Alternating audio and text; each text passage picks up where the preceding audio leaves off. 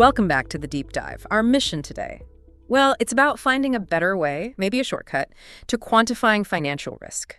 Specifically, the kind of sudden, sharp financial shocks that ripple through markets when extreme weather hits.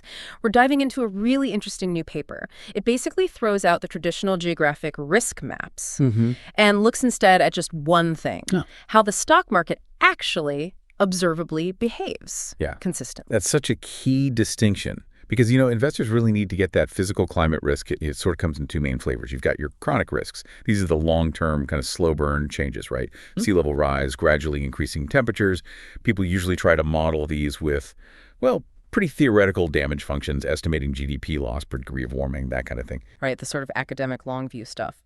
But then there's the other kind. The urgent, right now, headline kind. Acute risks. We're talking hurricanes, massive floods, huge wildfires. And the money involved here, it's staggering. I mean, NOAA tracked $27 billion disasters just in the U.S. in 2024.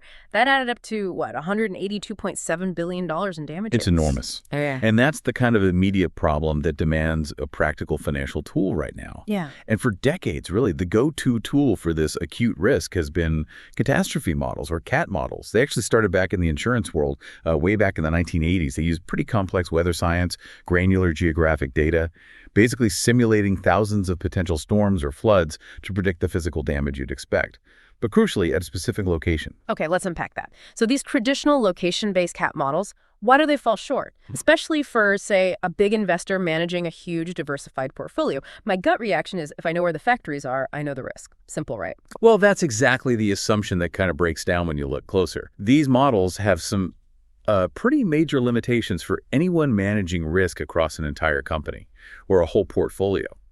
First off, there's just a massive data scarcity problem. Okay. To use a CAT model properly, you need super detailed geolocated data for every single building, every warehouse, every key supplier a company relies on.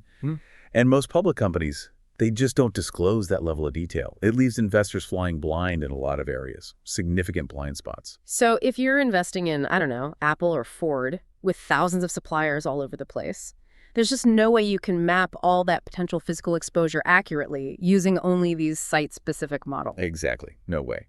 And second, these models are fundamentally in situ focused. They measure the physical risk at the site. That's it. They completely miss the interconnectivity, how risk spreads through supply chain. The knock-on effects. Precisely. They don't capture how companies adapt or how competitors might react. Some might even benefit. And they ignore how investor feelings, sentiment, actually shape the stock price. They miss the whole market dynamic.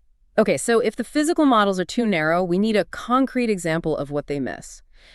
You mentioned Hurricane Harvey back in 2017. That sounds like it might be one of those aha moments, showing that non-local impact. Harvey is a perfect case study, a textbook example of these cascading problems.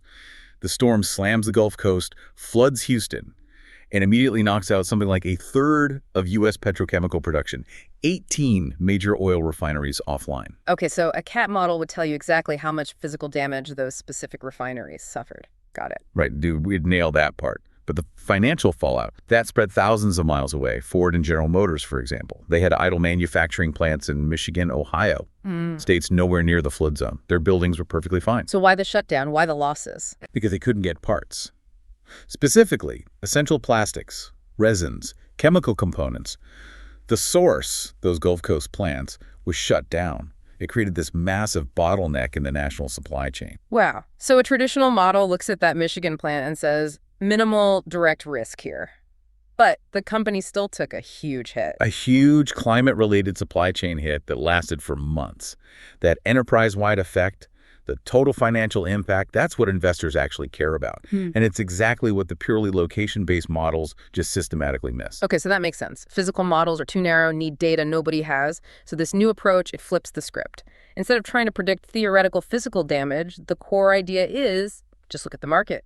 Quantify this storm sensitivity by analyzing how stocks actually reacted to big weather events historically. That's the essence of it, yes. By observing how stock prices actually move after a major event, this method starts to capture all the stuff the CAT models ignore. Things like the cost of rerouting supply chains, shifts in customer demand, maybe temporary, maybe permanent competitors making moves, adaptation costs. A whole messy reality. Exactly. This aggregate financial impact, basically what the market decides to price in, that's far more relevant, far more material to an equity investor than just knowing the insured loss number for one specific building. The provocative question for you to consider is, what other, maybe less obvious supply chain dependencies exist today?